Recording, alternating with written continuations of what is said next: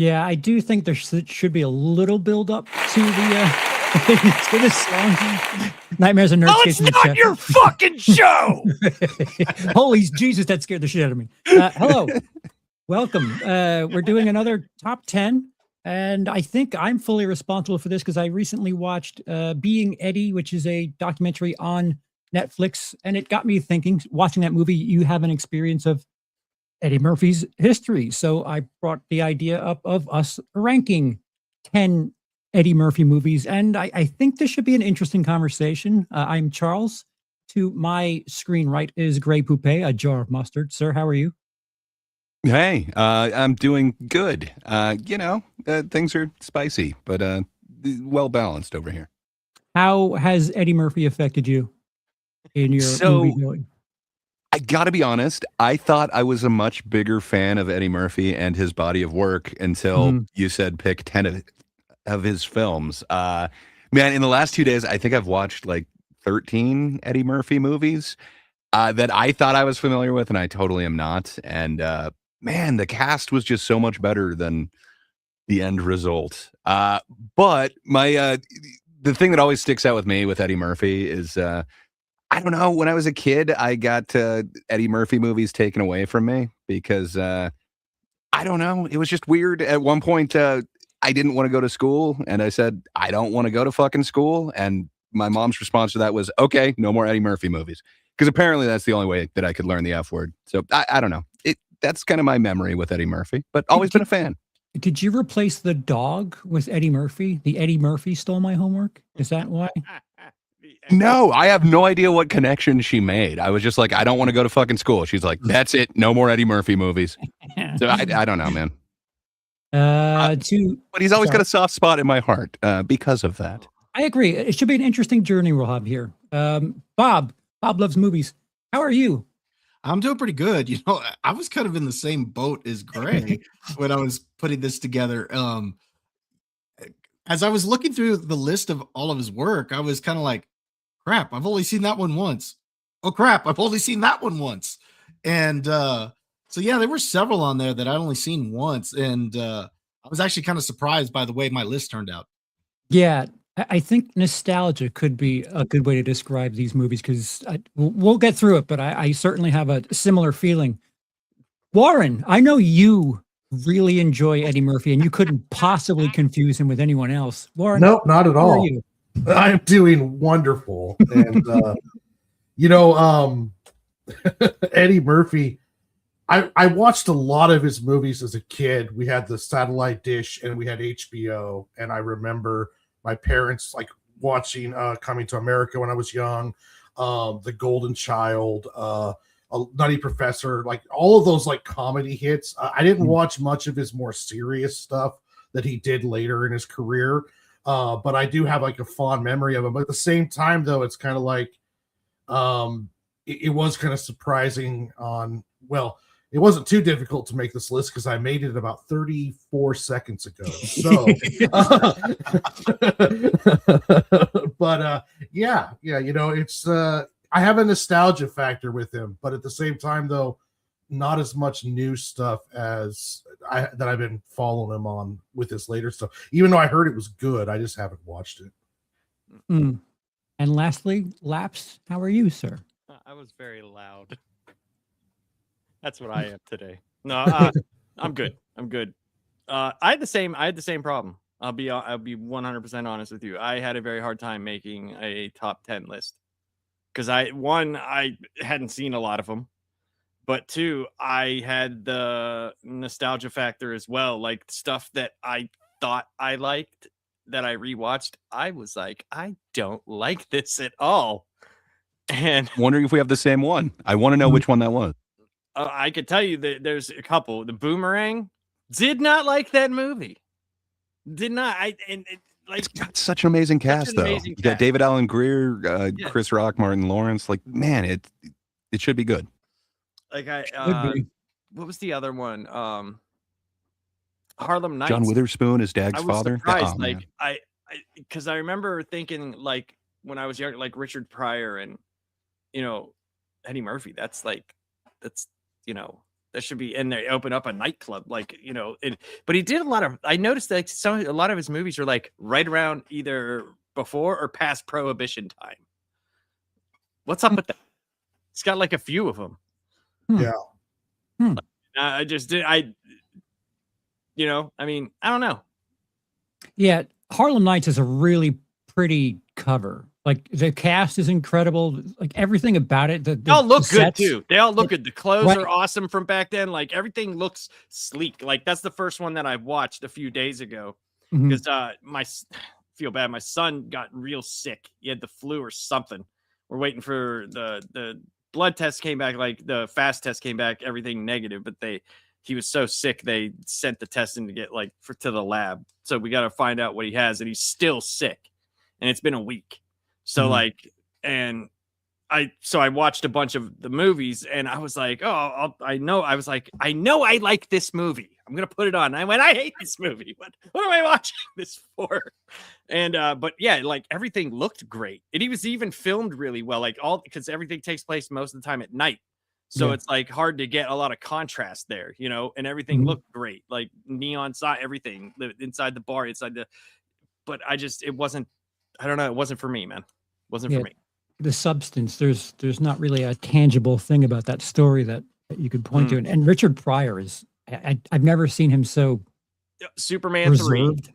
Okay. Superman 3 is it's the opposite of Superman 3, where they wanted a funny guy, Richard Pryor, and he's not funny. They needed funny guy Richard Pryor to be funny, and he's very he's the adult dad figure. And it's like, all right, whatever. So Eddie Murphy's important to me for a couple of reasons, and since both Delirious and Raw were released to cinemas, I am counting his stand-up specials because they play an important part. So you're cheating? I'm cheating. Was it released in cinemas? You're right. I don't think half of his things were released in cinemas. I know ones on my list weren't. A lot of his later ones were direct to streaming services. That's fine. So I don't know. Is that a requirement? Because you didn't say it had to be released to cinema. Anymore, I at didn't least say the that. streaming services should just count, because it's like Sure. there's C-tier quality movies being released to streaming all the time, and there's streaming quality movies being released to theaters too. So Yeah, Netflix. Netflix has kind of broken that. COVID has kind of broken that. But I think nostalgia is a big factor, because the way I'm grading these is a bit more how I feel about Eddie Murphy in the movie and not the film itself. So I don't know if anyone else is doing that, but yeah, looking at these movies, it's like, I don't know if he has an A-tier movie in him yet. Yes, he does. Does he? All right, well, we'll find Just a out. couple.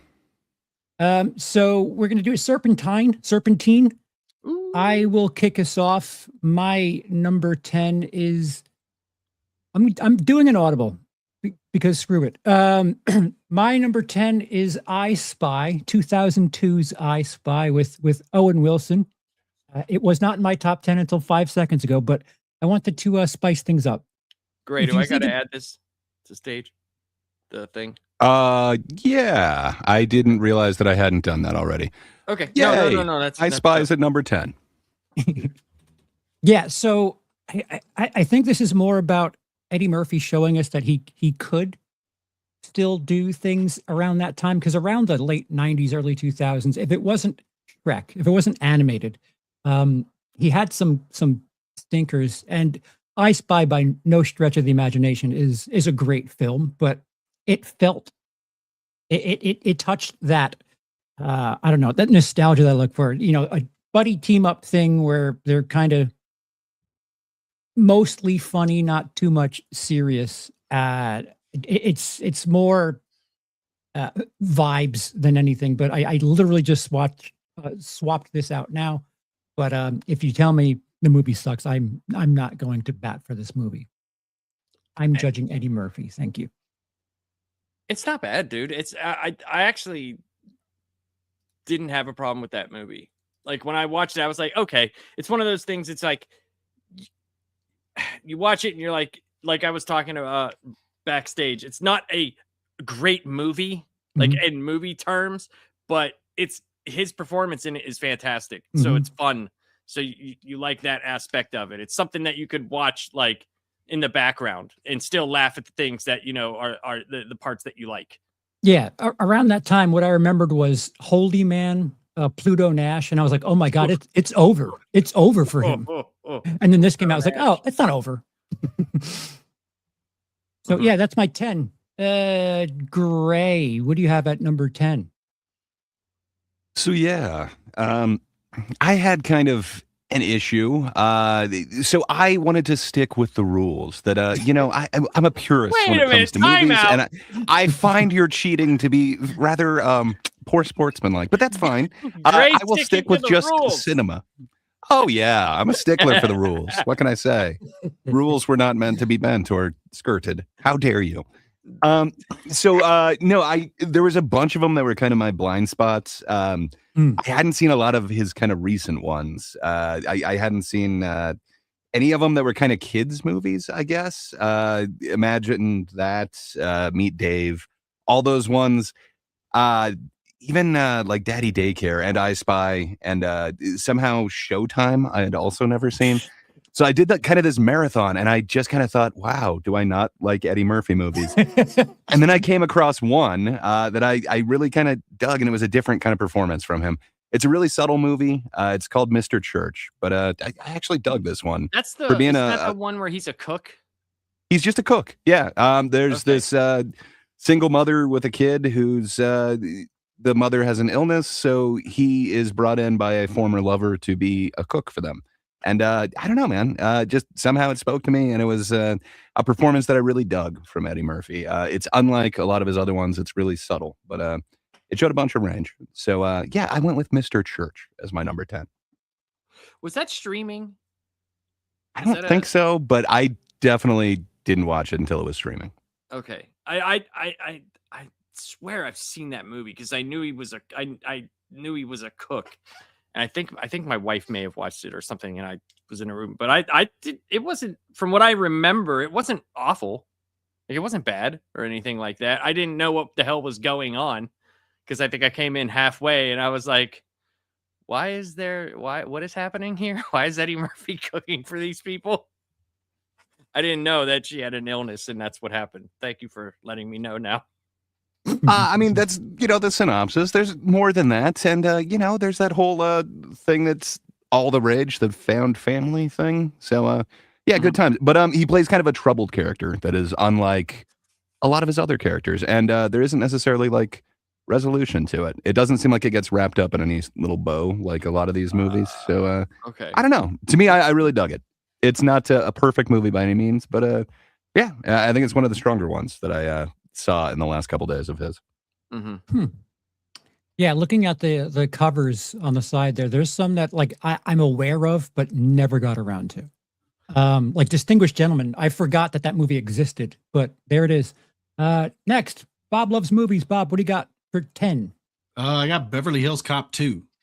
Ooh, okay. So, like to me, this is a fun movie. I don't think it's necessarily a good one, but I do think it's fun. I mean, you still get Eddie Murphy doing Eddie Murphy stuff, as Axel Foley, and it's fun. It's entertaining. It's one of those that I used to watch a lot when it was on TV as a kid when they would show it over and over. So both that one and the original, they showed those on TV a lot. So that one's my number 10.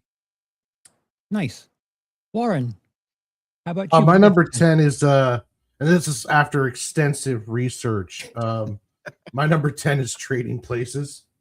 Oh, ooh, wow. Yeah. I remember the movie somewhat. I probably should have watched it again. It might get higher, but I do remember somewhat enjoying that movie. Nice.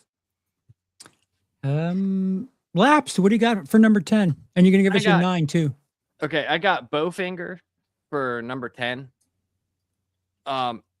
I like movies that are about making movies for some reason. I don't. It's just a weird, premise, and then doing it to someone who has no idea what's happening, and like that. If you think of it like that, lends perfectly to the stylings of Eddie Murphy, and Right. Yeah, I thought it was funny. I thought it was funny. I mean, Steve Martin's funny. It's not like a great movie or anything like that, but it is funny to me. I like that movie. And then number 9 is The Nutty Professor, because I don't know. I don't have a lot of movies. I'm sorry. A lot of movies I thought I liked was like, I didn't. I just didn't like them. And I mean, obviously, this movie has the dumbest jokes in them. It's the dumb. It's like him doing Tyler Perry. Oh, I think No, this that's is Toto not Perry, fair. man. Yeah. Way better than Tyler Perry. This is what Tyler Perry wishes he was doing. Right. It's what he does. It's what he's known for. He's been doing it forever. Yeah, I think Eddie Murphy in the 90s is why Tyler Perry has an opportunity that he does to do that For sure. media stuff. For Terrible sure. movies. You would be Yes. surprised though. That dude's worth so much money though. So obviously someone's Costumes watching pays. it. I mean, Medea does blank, and then we'll just film it. yes, I understand that Eddie Murphy did it first. Like I get it. I'm just saying that's what he does. That's what Tyler Perry does. Yeah. That's what he does.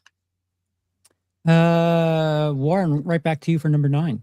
For number 9, I have 48 Hours, because I love a good cop buddy flick. I love it when they were putting comedians together with these more kind of action-y type stars. And I thought 48 Hours was a fun little gem. But Nick Nolte before he turned into, went downhill terribly. But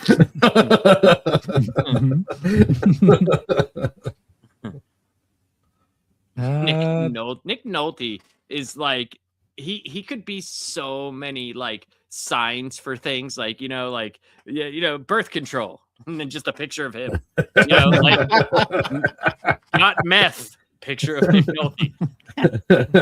Don't do drugs. Don't they do that with his mugshot? Yeah. It's like that's Yeah. what I'm saying. He works for anything. Like he could be like the before picture, of everything. he's the 12 months on the meth scale. Like this is 12 months into meth.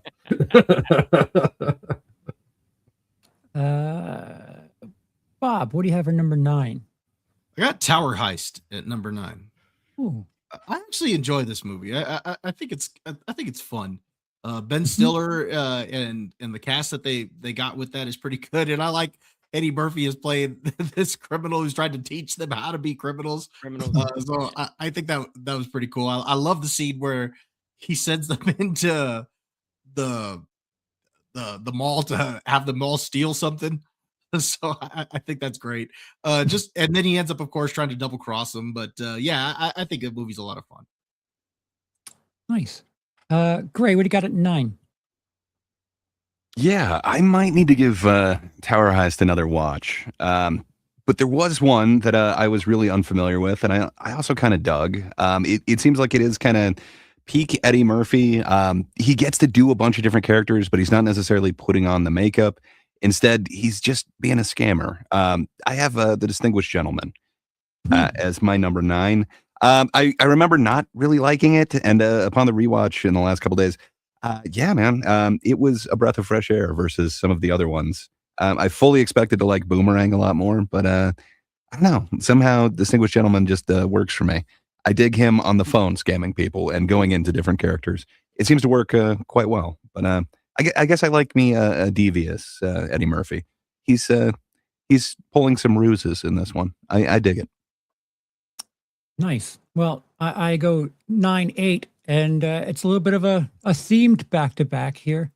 At number 9, I have Beverly Hills Cop Axel F. Yet another instance of realizing that certain franchises and certain representations of Eddie Murphy aren't forgotten or gone, because it's really solid. I don't know if it's just this expectation that I had going into it, like straight to Netflix. It's been like 20 years, 30 years since the most recent movie. And Beverly Hills Cop 3, not entirely well received, but it's just a really solid time. And they didn't skimp on things, which if you watch other multi-decade sequels after a little bit, it seems like they're trying to make them for PG audiences, and they're forgetting like what the heart and the soul of the original film is. But Beverly Hills Cop Axel F is a decent enough time, and it certainly makes you forget about Beverly Hills Cop 3. And my number 8 is Beverly Hills Cop, which I always preferred to all of the buddy cop things that like I get looked at oddly when I say I would rather watch Beverly Hills Cop than Lethal Weapon, but I enjoy having a good time a bit more than action. And I understand Lethal Weapon is a fun time, but for my money, I would rather have this. Beverly Hills Cop is a funny movie. I'm judging Eddie Murphy in these films much more than I'm judging the films themselves. So that's my number Fair 8. enough. I will try to find $20 next time. It would be nice. We'd all appreciate it. Then we can definitely root for you. That's weird. I don't know why anyone would give you shit for liking Beverly Hills Cop. It's a classic. No. Man. How dare they? Over Lethal Weapon. I mean, Like, you're if not you- talking loaded weapon. You said lethal weapon. I can understand it. Gray, back to you. Yeah. Okay. So I took a page out of Charles's book, and the closest I got to being insincere on this, the one that actually kind of moved me the most was the documentary Being Eddie. What can I say? I think it is in the top 10 things that he has done. Yes, he's playing himself, but man, it put a lot of these films in a much more favorable light and gave me much more nostalgic value than actually going back and watching a bunch of them. So I don't know. It's a really compelling doc. It is one of the better ones that I've seen in the last few years along these subject matters. I really wanted to love the John Candy one, and for some reason, the tone of it just is kind of weird to me. Where, man, Being Eddie, I think they just nail the tone in there. It's compelling, and it makes me want to see what Eddie Murphy is going to do with his puppet next. So, yeah, I can't wait for that. Yeah, I'm with you. I think exclusively watching that movie made me think, oh, we should talk about his esteemed collection of films. And then here we are, and I don't know what magic that movie's making, but yeah, there's something in there. Like the opposite of when you watch Super Size Me, you're like, I actually kind of want McDonald's right now. I don't know why that is, but yeah, I agree with your sentiment. Bob, back to you for number 8. Both my number 8 and number 7, I'm just throwing this out there, is that these are films that I haven't seen in years, so I'm kind of going off of memory. But with these two, I'm putting Trading Places at number 8, and part of the reason I do like the chemistry between him and Dan Aykroyd, but also I like the fact that a couple of the characters carry over also into Coming to America. So, so I thought that was kind of a little touch on that. So yeah, I've got that one at my number 8. Nice. Warren, 8. Beverly Hills Cop 3. It's on my number 8. Okay. The amusement park one? Okay. I feel terrible belittling that film. Just It's no worries at all. I like buddy cop films. I didn't like 2 as much, but I thought 3 wasn't bad. Wasn't great, but it wasn't bad either. I think that's what you call all of these movies. But wasn't great. Yeah, wasn't bad. that's Just pretty all of these much. movies is a shoulder shrug. Like, yeah, I There's laughed. only a couple of them that I've seen a whole bunch of times, and I don't know why, but I'll talk about it later, but there's one on the list that I've watched way too many times, and I absolutely love it. I really couldn't tell you why I love it so much. Laps, what do you got at 8? Number 8, I have Tower Heist. No. Oh, I'm sorry. Right. Yeah. I was looking at Bob's. Sorry, Looking. I Wait, was you had just it. copying You it. had it. My bad. I'm like, wait, you have it at 9. Yeah, no, I thought it was fun. It's Bob hit on a lot of the things that I like. It's just funny because of how stupid Ben Stiller is. And first you're wondering like, how did you make all this money in the hotel business? Because you're a moron. And then whenever he gets set up to go, when he's like, all right, to do this, you have to learn how to be a thief. And the whole time you could see like Eddie Murphy's like, dude, these dudes suck. Like this is never gonna work. So I'm gonna just fuck them over instead. And it's just, I don't know. It's a funny movie to me. It's one of those ones that like, it's like a popcorn flick I could put on and just laugh and have a good time. I think there's something very interesting in comparison to our previous top 10s. As of right now, we have a total of 15 movies ranked. There's only overlap with one movie. Tower Heist appears in everyone's list twice. If you watch any of our previous lists, there's a bunch of parody to things. Right. Yeah. Yes. Mm-hmm. It's really interesting seeing this develop so far. And while you're there, Laps, give us your 7. Number 7 is Life. Yeah, and it continues. Yeah, Life. For me, Life. I'll say this. I thought I would have liked this movie a lot more just because of the cast.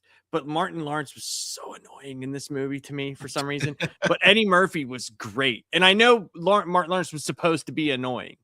And it's like, that does work for him in this, but it's got the whole Spartacus scene in the movie is so funny. It's so stupid when it's like, what they're talking about, what was it, who banged his daughter or something like that or whatever. Yeah. Who's the father? Yeah. It's like, it's just so funny. And when the guy looks at the big fat black dude and he's just like, oh, and everybody starts standing up and I'm just like, oh my God, I love a good Spartacus moment. But there's a lot of good stuff in that. There's a lot of good Jesus Christ, there's a lot of good Eddie Murphy in that movie. There's a lot of good lines in that movie. I thought that was going on my list for sure. That's the one that I have such nostalgic value for. And then rewatching it, like my wife had never seen it. So I was like, no, it's hilarious. Like we used to quote this cornbread line. Like every time any one of us like in school had cornbread, we would always be, somebody would be asking for the cornbread. But yeah, man, I remember it being so much funnier than it actually is. I don't hate it, but I thought it was funnier before. And there's not a lot of laughs in that movie. I think there is. I think it's more funny when you talk to your friends about it. Do you know what I mean? Have you ever had that happen where you watch something? Yeah. And it's supposed to be funny, and you're kind of, when you're watching, it's not as funny as you think. But then whenever you talk to your friends about it in the line, like it makes you laugh more. I do, like, there's a lot of lines in this movie that I like that I say to my brother, or he'll say to me on the phone, and we just think it's funny. So I don't know. I see what you're saying, but yeah, maybe I still my like wife's just a killjoy. It's hard to say. That definitely could be the thing, but I don't know, man. I didn't enjoy watching this, and I was like, no, I swear it's gonna get funny. Wait, the cornbread part's coming up, and I don't know, man. Just it didn't hit the same, but I wanted it to. I thought for sure that one was going on my list. Yeah, Eddie Murphy movies appear to be like some sort of mirage where you think something that isn't the case when you re-experience it. Like, wait, what? Well, I swear it's better than this. He's good in all of them. That's the thing. Right. Like his characters are good, and his lines, the way he delivers the lines are good. You know, like that's the big problem with some of them. You know what I mean? That it's like he does so well in them, and then you're like with Beverly Hills Cop, which is one of my favorite movies of his. It's like you remember it being, it's still funny, but you remember it being a lot more funny than it is. And you remember the interaction with Judge Reinhold being funnier, but it's Judge Reinhold. And you're like, right. Oh, yeah, he's not really funny. Yeah, Eddie Murphy. No, Billy Rosewood's funny. Okay. As a comedic talent, he brings everything up. Like when people compare like Kevin Hart or like Dane Cook movies to Eddie Murphy, if you take Eddie Murphy and put him in either of those actors' movies, those movies get better. But if you do the exact opposite, you cannot make Kevin Hart great in a Eddie Murphy movie. You cannot make Dane Cook great in an Eddie Murphy you put movie. Dane because- Cook in Life and it doesn't work the same. Well, for certain reasons, yes. Dane Cook is Coming to America is not going to work. Yeah, there's just this intangible thing that Eddie Murphy has, and it's impressive. I don't know. The movies themselves, they have this weird aftertaste, but man, he's just killing it. Warren, number 7 for you. I recently watched this movie and I remember it being a lot better than when I first watched it when I was younger. And I thought it would be higher, but Coming to America, I just did not hit the same recently. So so that's why it's a little bit lower on the list. I would have thought it would have been higher, but I just don't remember it being. I remember it being funnier. I think I don't know. It didn't hit the same as it used to. Yeah. All right. I'll approach this later, but Bob, what do you got at 7? Okay, again, this is one that I hadn't seen in a long time, but 48 Hours is what I got at 7. I know Warren already kind of talked about it. You know, I think he and Nolte, they got good chemistry together. It's just not one that I've seen in a long time. So it might be higher up if I could, like, if I actually rewatched it. Then again, it might drop out of the top 10. But just based on what I remember, that's where I'm putting it for now. I could tell you, Bob, because I kind of a little bit know your preference. It might be in the middle or around the same. Like it's funnier because of what Nolte has become, right? That rather than you look back and you're like, oh, this is what he used to be before he turned into fucking whatever the fuck he is now. See, and like everything else I got on my list are ones that I've rewatched multiple times. So those I genuinely really like. The rest of them I'm kind of going off of memory. Well, the last two, and then Beverly Hills Cop 2, I did really like that one again. So I don't think it's a good movie, which is why I have it as low as I do. And then Tower Heist, I think, is a fun one. So, but the rest of them, Tower Heist. I liked Tower Heist. I think it's good. To be honest, I was surprised I didn't put it a little bit higher, but I just remember liking Trading Places and 48 Hours just a little bit better. Again, maybe if I rewatched them, I'd think differently, but I really do like Tower Heist. Plus, humor changes. The way, like, before you have children, after you have children, when you hit like your mid 30s to 40s, it just changes. It just does. There's things that I watch now that I can't even, like, if I talk to my like 20-year-old self, he'd be like, dude, you're dumb. Like, you are not cool whatsoever. I'm like, oh, well, that ship sailed a long time ago. Gray, what do you have at 7? That's a good question. We've talked about it a little bit, but I think it deserves better than it's kind of funny. It's Trading Places, man. It's a great movie. I enjoy it. It's up there. I think it might be my favorite Aykroyd movie. It's up there. I know. There's a couple that people seem to like, but yeah, what can I say? It's way up there for me. I've seen different versions of this movie. Eddie Murphy has made different versions of this movie. But yeah, somehow it just kind of works for me. And he still gets to go through a couple different characters. I think it's kind of a perfect vehicle for him. And man, it's, I think, my second favorite Jamie Lee Curtis one, maybe third, but it's my favorite for a certain reason. Yeah, it's got a couple of, I enjoy this movie. Yeah, what can I say? I also like the kind of through line with some of his future movies. I absolutely enjoy this movie. It might be a bunch of nostalgia, but the last time I watched it, it totally held up. I still thoroughly enjoyed it. So yeah, I've got Trading Places in at 7. I would have thought I'd be higher on my list, but here we are. Jamie Lee Curtis reveals herself as a quite a talent in that film, if I do say so. Unfortunately, this isn't a Jamie Lee Curtis list. Number 7 for me is Shrek 2. And this probably has certain personal things going on. I was just a little too old for it to be like directed at me. And I had that, like, I'm not watching kids movies anymore kind of mentality. And it is a good movie. the thing I got kind of turned off with, I know Shrek 2 is a big deal to a lot of people, especially because it like remade a ton of money just last year. I didn't like the addition of Antonio Banderas at like the cat character, Puss in Boots. Dude, I Puss in just Boots, the movie was fantastic. I have not seen it. Oh, it's great. I love it. I think if you take away How dare the you? puppy How eyes dare you? looking up with the well, yeah, I know, Greg. That is what makes the movie. That is Yeah. what ranks Shrek 2 above Shrek 1 for me. Okay. All right. Well, this is why we're 5 different people giving 5 different lists, and For Shrek sure. 2 for me. If I'm going to Eddie Murphy, I'm not loading up Shrek 2 first, because Shrek 2 is more of an ensemble, and like we just brought up, the damn cat steals the show, and that's not the donkey. Damn it.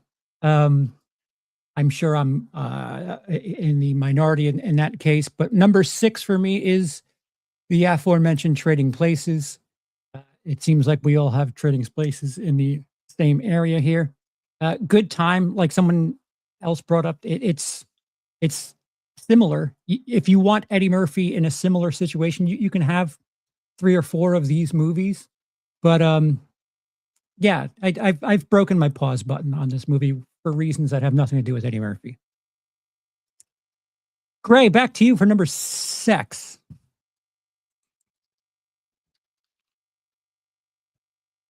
I suck at the double muting thing. My bad. I just started talking and I'm like, huh, my lid's not flapping. What's going on?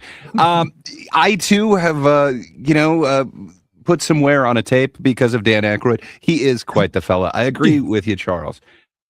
So my number 6, this movie is not on my radar. So there's a bunch of apparently Eddie Murphy animation that I was just like, no, I'm not watching. Not only animation, there was also the Doolittles, what was the other one that I just did? Oh, Daddy Daycare, the Haunted Mansions, all these that I was like, no, those are like kids movies. Like, I'm not watching any of those. But I went back and watched a bunch of them because my wife told me to. And what can I say? Her love for this movie has shown me. So I recently had to watch Shrek 1 and Shrek 2. And I got to admit, that's some good voice work that he's doing for Donkey there. But I think he does better voice work in another movie.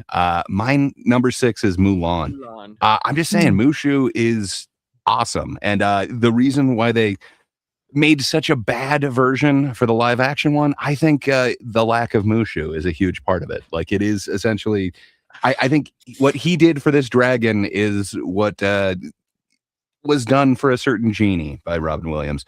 I think it's amazing. I absolutely love me some Mushu. I was way more familiar with the sauce from McDonald's than I was this actual movie. But yeah, being acquainted with it more recently, I've grown to love this movie. And it's in one of my top Disney ones. And a lot of that goes to Eddie Murphy's amazing performance as Mushu. I just absolutely love it. Nice. Bob, what do you have at 6? Number 6, I got Shrek 2. Oh. And I love the addition of Antonio Banderas as Puss in Boots. Bob is right. I think that cat is so cool. I loved him with the big eyes. Actually, though, I do think Eddie Murphy does a good job with his voice work in it. I love it when he turns into a stallion. He's like, I'm a stallion, baby. And then I also love the scene where they're on their way to far away, and he's sitting there being annoying in the back seat of the carriage. I think that's great too. So yeah, I love Shrek 2. Got that at number 6. Warren, what do you got at 6? I got Beverly Hills Cop. Oh, yeah. I don't know why I thought you did that already. No, I did 3 already. Oh, right. Okay. Yeah. I was not a fan of 2 as much, but Beverly Hills Cop, the first one was awesome, and I really loved it. I haven't watched the Netflix one because I kind of assumed it would just be terrible straight to streaming nostalgia bait, but now I might go take a chance. I kind of dug it, man. I Yeah. really It's got some decent Zamboni action.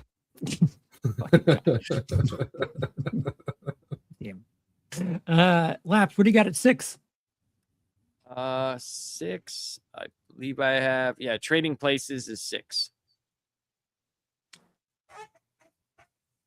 That's it. Just I mean, there's really nothing else to say about it.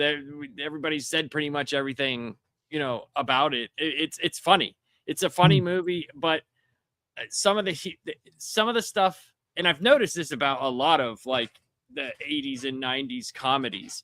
Like they're still funny to me, but maybe I've watched them too much that they don't get the same reaction out of me. It's still a very good, like a good solid movie, but I don't know. It just didn't hold up as well to me that I liked it as much. So, but I still think it's a great premise. You know what I mean? Like it's a funny ass premise. And there's some really good lines. The Aykroyd's hit or miss in a lot of things for me. And this one he's actually good, so I like him in this, and Eddie Murphy's pretty damn funny in this. But yeah, there's really nothing else to say that everybody else didn't say already. Do you want to give us your 5 then? Yeah, 5 is actually the Being Eddie documentary. And the reason why I put it so high is because I had forgot, I forgot so much about Eddie Murphy because he had been, in my watching of things, had been gone for so long, even though I know he's made stuff. But this was like, I don't know, this made me go back, and that's kind of how you had the idea of doing this. I was actually going to have the idea of doing it. Was going to be a little bit later down the road, but I was actually starting to watch some of those movies again when I first watched this. And it was the same thing with the John Candy one. I don't think the John Candy one was done as well. They kind of went a little bit downhill near the end of like the middle to end of the documentary. It kind of felt like they were like poking fun at him. And some of the movies that I liked a lot by John Candy, they were kind of saying, oh, he just did this for money, and they weren't good. And I was like, what? But this one really brought forth the fact that this man is hilarious, and he needs to have some better projects out there, and he could still be in the forefront because one, he still looks pretty good. Like he doesn't look like he's aged a lot. Fantastic for his age. Yeah. And he's still very quick. He's still very quick-witted. He could go out there and do a stand-up and it be hilarious. Yeah. So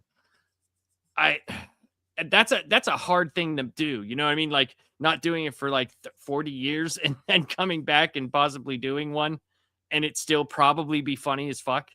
Dude, I tell you what, like the fact that he's like teasing the idea of doing puppets, it's the best way he can maintain like that edgy nature that he had. Cause I know he brought up, watching some of his older material thinking, ooh, I probably wouldn't say that today. But if you have puppets, an Right, audience will give you a break if you're, Yes. A character is saying it that isn't you. So Yes. it's an interesting, I really hope he does the puppet thing and maintains his like blue humor through the puppets, because that would be fun. Yep.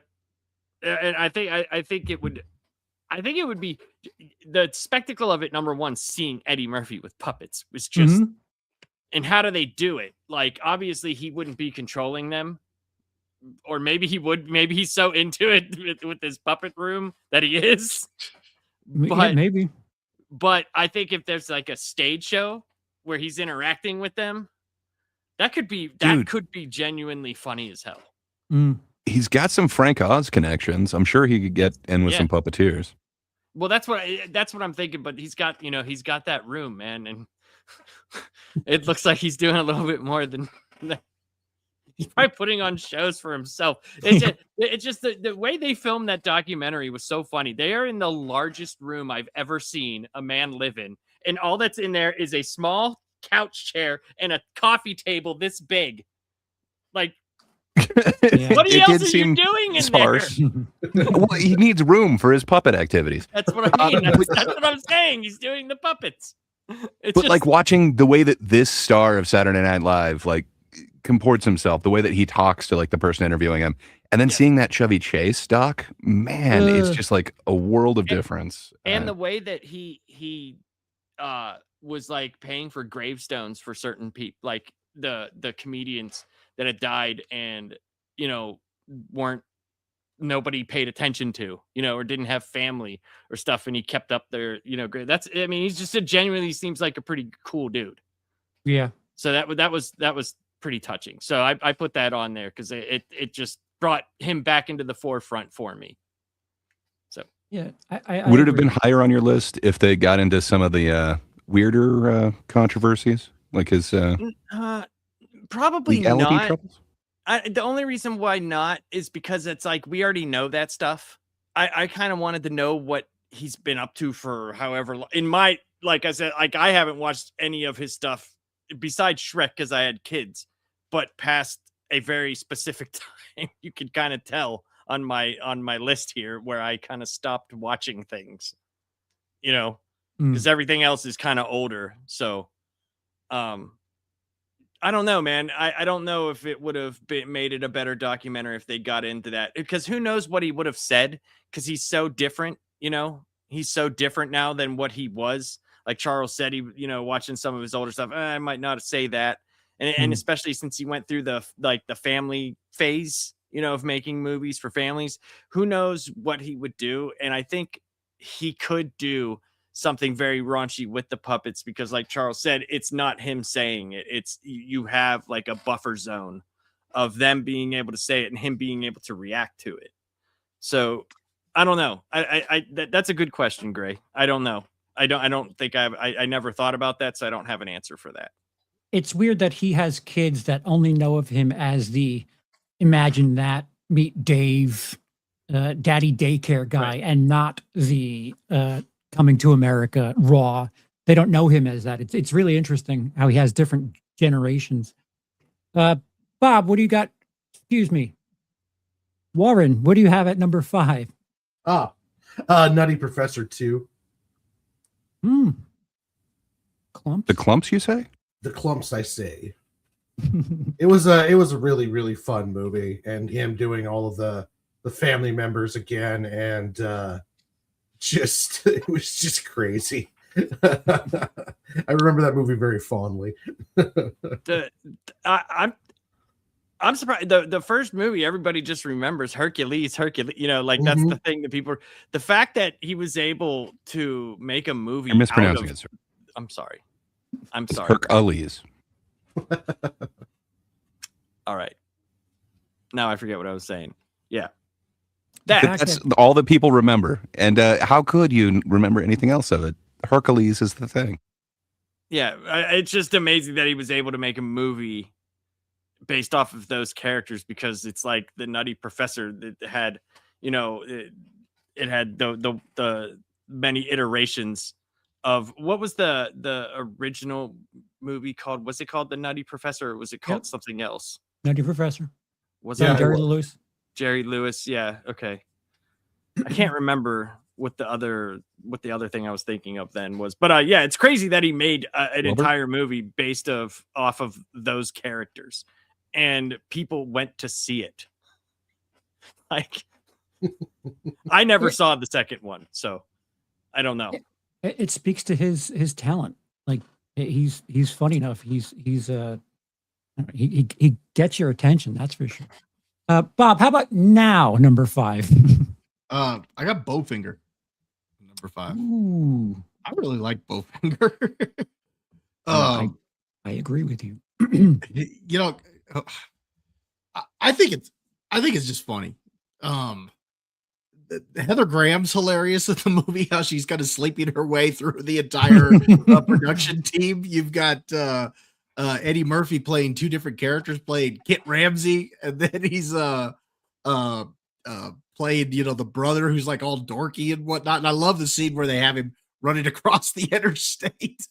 That's absolutely hilarious. But what I loved is how they're making this movie, and Steve Martin just keeps insisting to the rest of the crew that, oh, don't worry, Kit Ramsey, he loves your acting. He's excited to work with you. Well, shouldn't I meet him? No, he doesn't want to meet anybody. This is the way he works. He's method. Yeah. Yeah.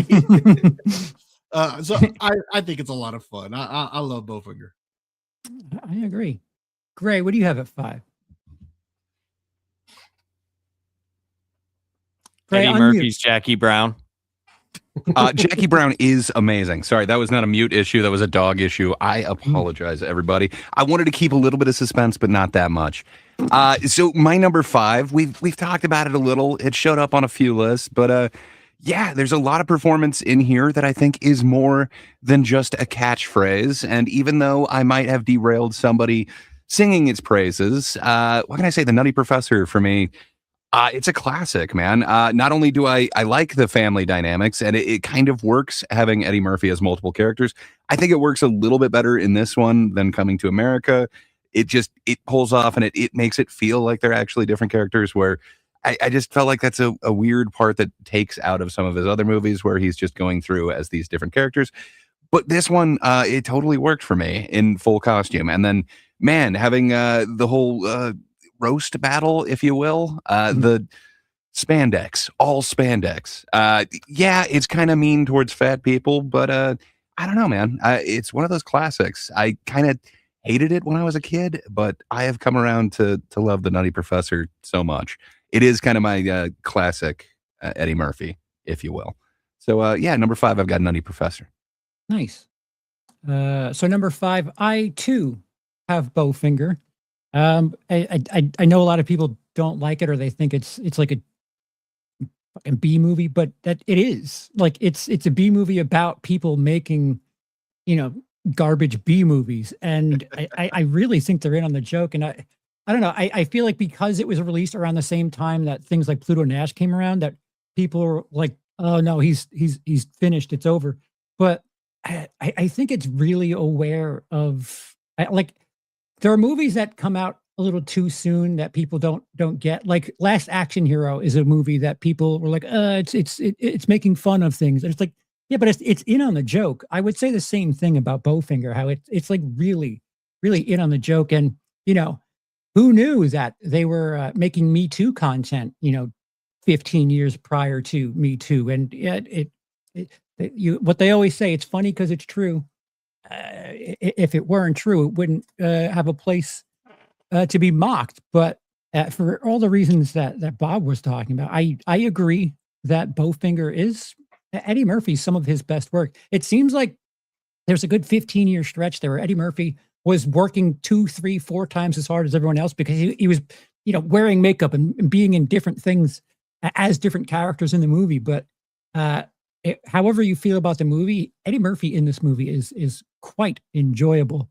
And number 4 for me, Gray, get ready for your technicalities. It is Eddie Murphy Raw. This movie is quite important to me for a number of reasons. As a wow, that's a big one. I like it that big. Thank you. I bet you do. It is important for a number of reasons. I watched the hell out of that tape when I wasn't supposed to be doing so.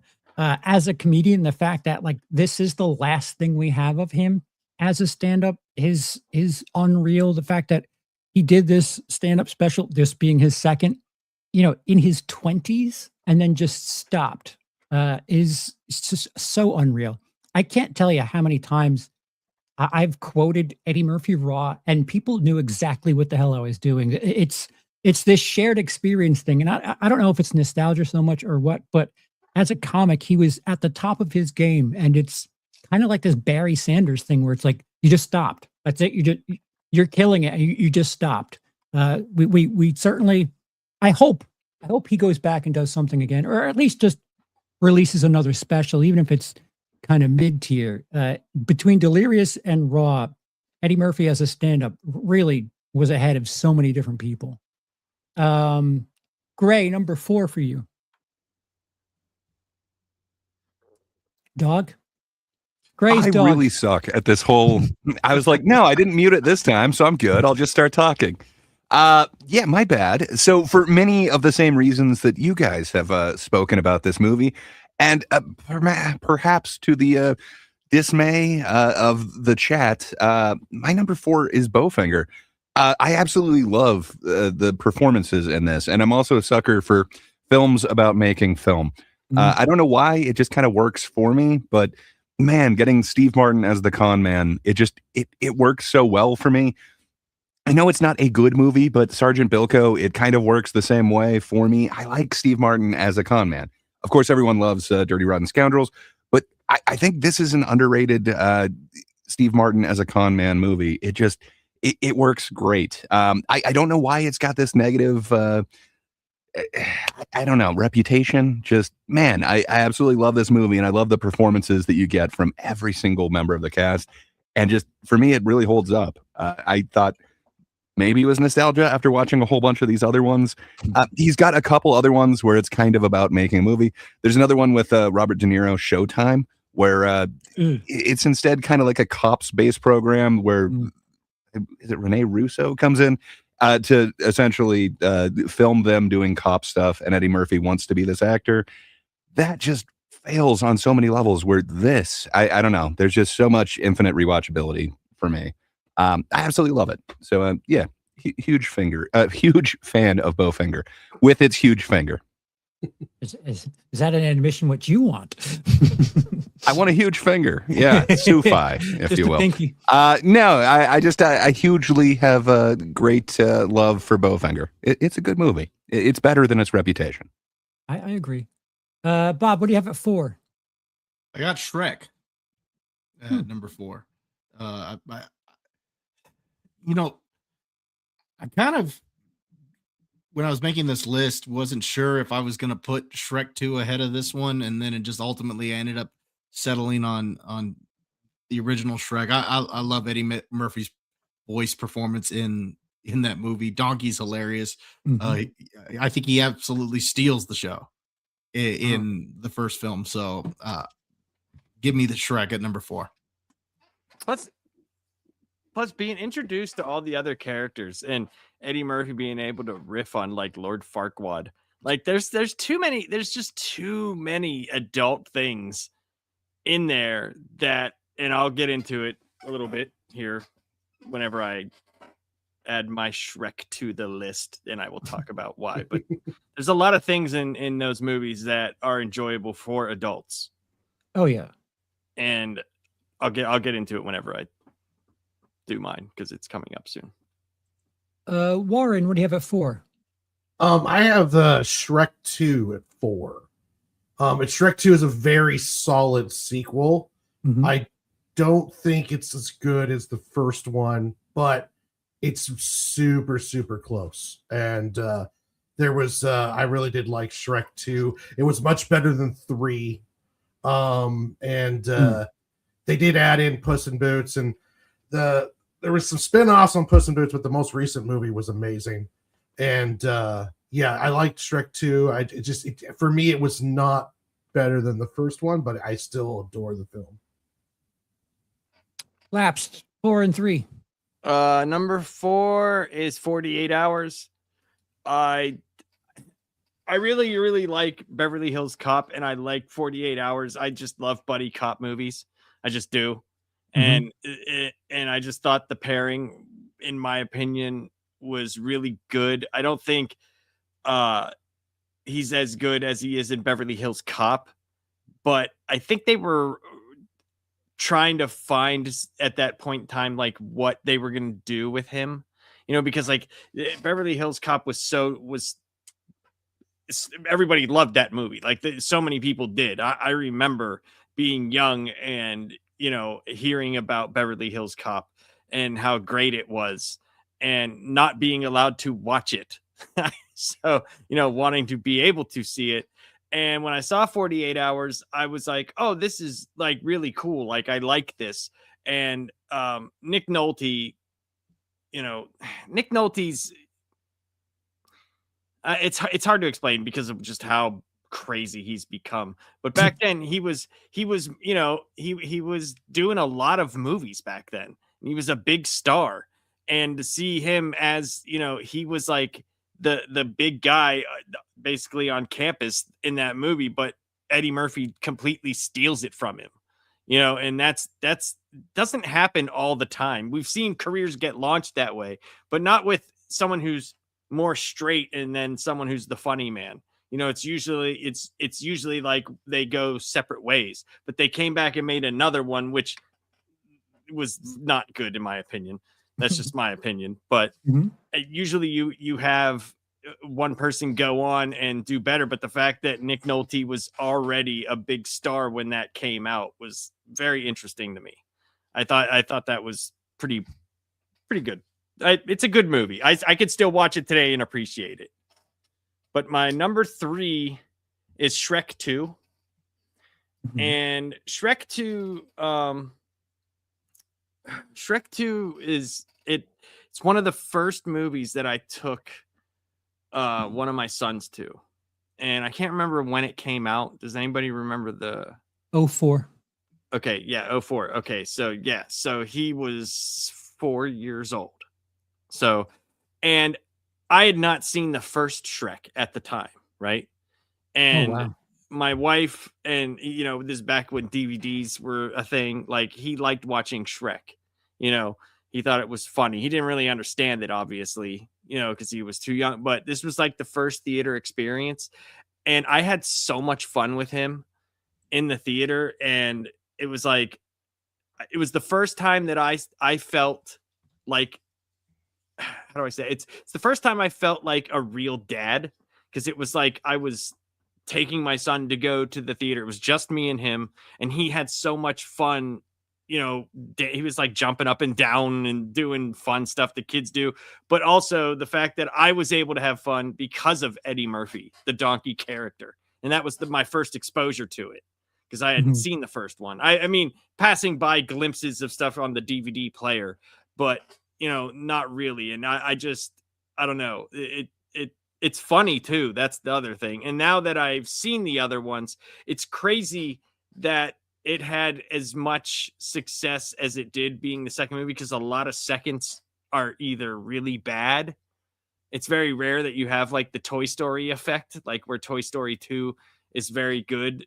And a lot of people like Shrek 2, a lot. And it's pretty good. I really like that movie, and it holds a special place in my heart. So can you solve this long known debate? Does Antonio Banderas and the Puss in Boots character take away from the movie? No. For me, no. I like him in that, and I actually like the Puss in Boots movie. I think that movie's funny as fuck. So, no, I liked him in the movie. Thank God film is subjective. Yeah. Warren, what do you got at number 3?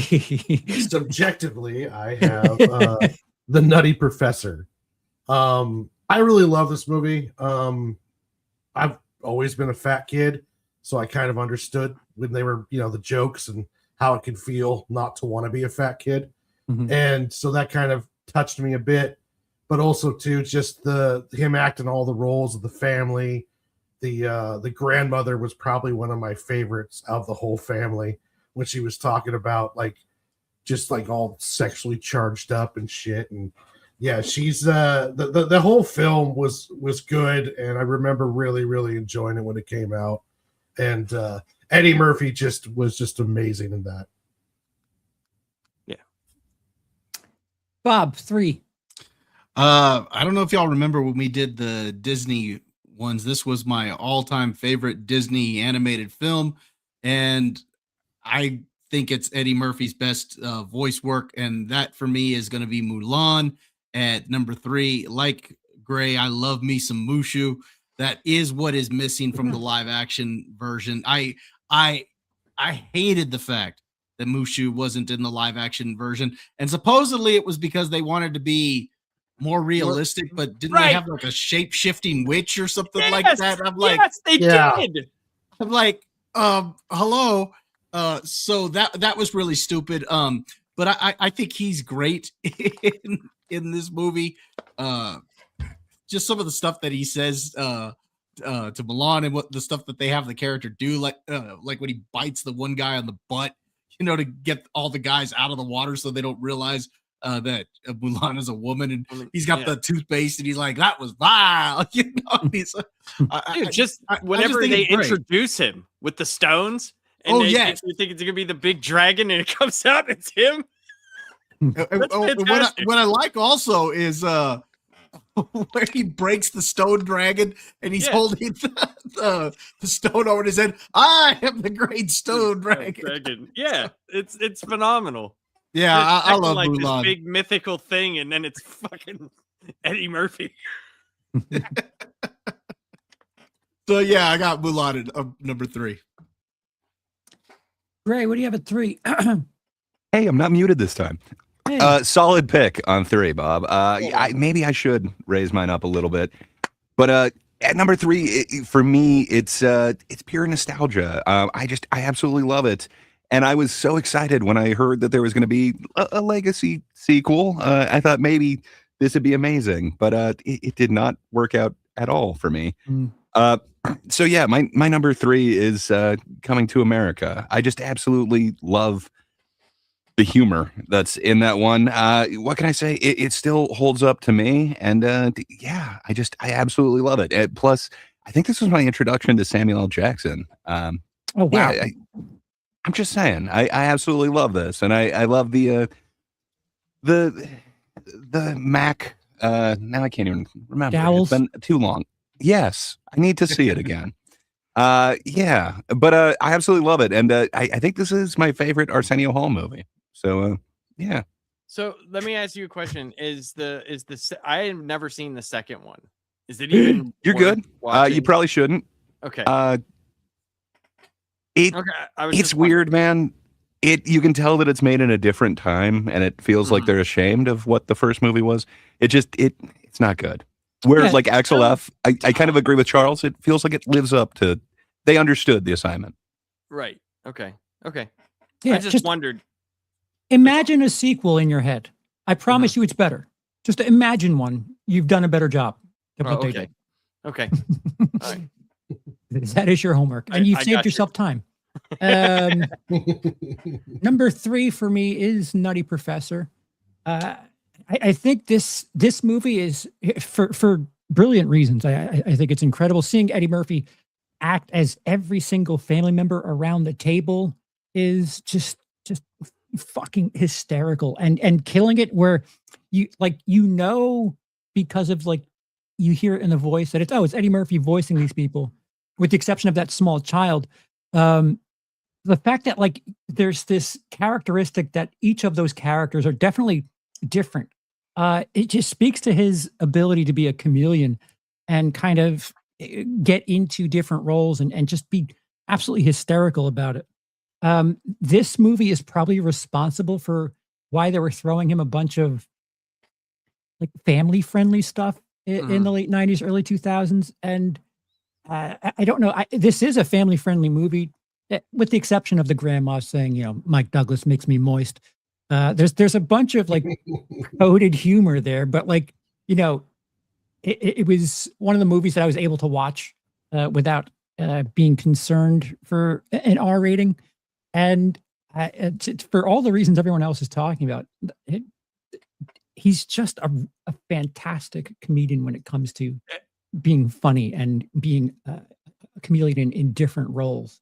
And don't sleep on the I can't remember the main guy. What's the character's name? I never remember. Oh, not Buddy Love. Oh, yeah. The scientist one, but his emotional range Sherman Klump is yeah, that's it. Dude, his emotional range where everybody is fucking with him and he finally is able to break out, and then whenever he realizes what he's doing, and he does it, dude, I'm telling you, he's very, very good in that movie. Yeah. The wide range of emotion that he plays as that character, just that one, is already awesome enough, not on top of all the other characters that he does that are great in the movie. And it's a safe bully revenge film too, because yes, when he has with an awesome performance from Chappelle. Right. I think people sleep on this movie. Well, maybe not, but it's far better than just Eddie Murphy in a bunch of outfits, I would say. To that point, number Spandex. 2 All for spandex. me. This one might surprise some people. Number 2 for me is Dolomite Is My Name. This could be my favorite performance from him. Before you say anything about, I have heard so much about this since I've started doing this, when we announced this last week, and I Mhm. didn't get around to watching it. I have heard so many good things about this movie. Is it as good as people are saying? Should I watch this? It's number 2 Yes. on my list. Well, I understand that. do but you like know, Jackie Brown? You know what I like. That's the thing. It is Jackie Brown levels of Eddie Murphy. You know what I like is what I'm saying. Like, you kind of know what I like. What do you think I would enjoy this movie? Yes. Okay. Yes, because it's You should. Stop it. As a straight movie, it's good. As a comedy, it's good. Like it's like this pseudo mockumentary. Well, not a mockumentary, but the Biopic? story. Yeah, biopic. Right. That's a better word. Yes, that's the word. Excuse me. Of a blaxploitation actor, and I don't know if you want to see Eddie Murphy today or recently and have that 80s feel to it, but but a bit more old and mature and of the time. Dolomite Isn't My Name is, I think it's his best performance on multiple levels. Dramatic, not his best comedically, but he's certainly kicking off the rust as far as I'm concerned. I had an incredible time, and I was shocked when I experienced this, and I was actually frustrated. If I'm not mistaken, I think there was Oscar buzz for a little bit, but it's a Netflix movie kind of shit on it. But I believe that's the case. Yeah, it was on my list, and it was one I just didn't get to, and I had heard a lot of great things about it. And my brother loves this movie. He loves this movie. I would tell you to take all of that away from it and go in as low expectation as possible, because that's what I was. And when I left, when it was over, I was like, oh my God, like, holy shit. That was very good. Okay. I'm going to watch Laps gives it 4 out of 5 Jackie Browns. So. He deserves all the 4 Jackie out of Browns. 5 Eddie Murphy as Jackie Brown. That's what I give.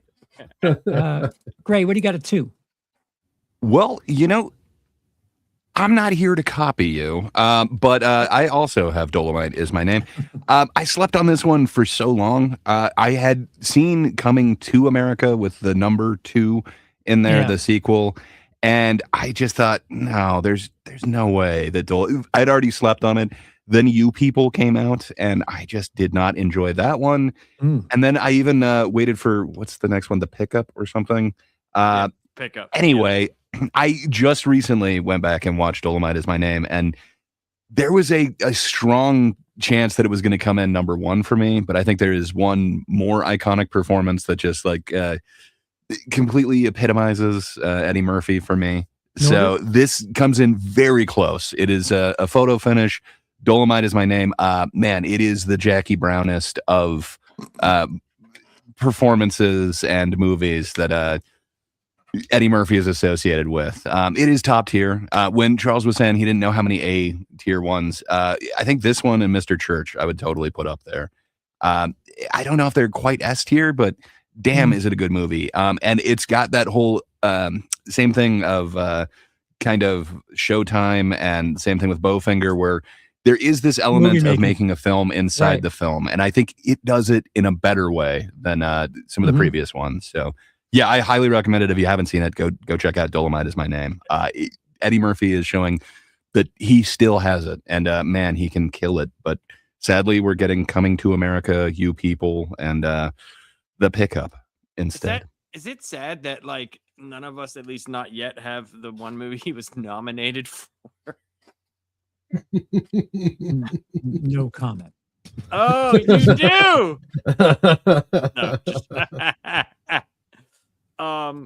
yeah, I'm happy that I'm hearing all of this, because my brother, like, he's one of those dudes that like he gets into something and he'll be like, oh, you got to watch this, because he watches a lot of stuff. He knows I don't, and you got to see this. And there's been many times I've watched stuff that he's told me to watch, and I was like, yeah, we don't like the same things. So, we're not on the same level. Yeah. So I'm happy that I'm hearing this, because I almost everything you guys have actually told me to watch, I've liked. So, well, your bad take on Jackie Brown is the only thing that gives me a little bit of weariness about this, but I think you'd like it. So what is my bad take on Jackie Brown? Oh, just that it's not Quentin Tarantino's best work. Oh, okay. Right. So everybody on the panel, is Jackie Brown Quentin Tarantino's best work? Show of hands. I have my hand held high. Okay. Yeah. So do you say that to everybody else or just me? Mainly you. Yeah, of course I know. Damn it. He gives me so much shit. Bob, number So funny. 2. I got Coming to America. Coming to America? No. That might be my number 1. You don't know. Oh, fair Oh, enough. Fair enough. But yeah, so Coming to America is hilarious. I actually did rewatch this, and the jokes still really landed for me. I love Mr. McDowell, you know, in his little war with McDonald's. I think that's absolutely hilarious. Where I'm McDowell's, they're McDonald's, you know. You got the golden arch. I've got the golden arcs, you know. I think that's absolutely hilarious. All the different characters that he plays, you know, in the barbershop. James Earl Jones is in this, so that's enough to elevate it a whole nother level. I mean, walking around with a dead lion wrapped around him, you know, and they're putting the flowers, you know, in front of him so he can walk on them. I think that's hilarious. It's just a fun movie. Arsenio Hall, I think he's hilarious as the preacher, because I had heard a lot of preachers like that growing up. And that was hilarious. You know, especially the way he would deliver the lines, and God, and God. Yeah. I heard a lot of them over the years with that, you know, thrown in there. So yeah, I just think it's a hilarious movie. It's a lot of fun. So I got that one at number 2. Warren, what do you have at 2? Okay, so this is the one that I've watched more than any other Eddie Murphy movie. I honestly could not defend it as being a good movie.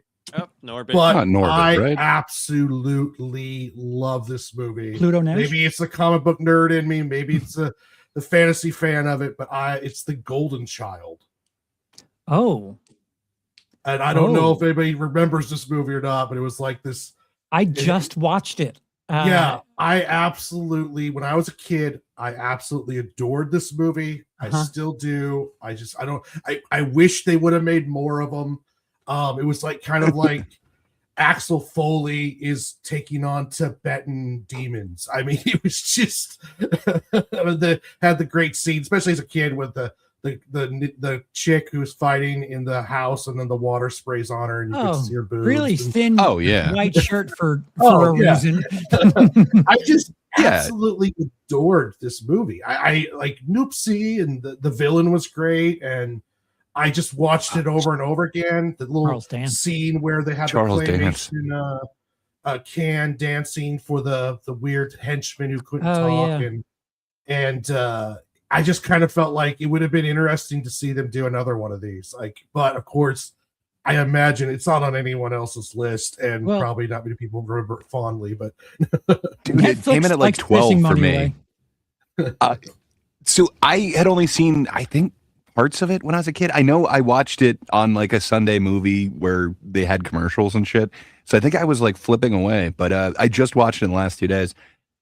It's such a weird juxtaposition between, like you mentioned, the puppeteer work and the stop animation for that amazing can dance, and then all of a sudden you get to like the Golden Dragon's house, and it's just like the worst set ever with just less than plywood walls that just like disappear.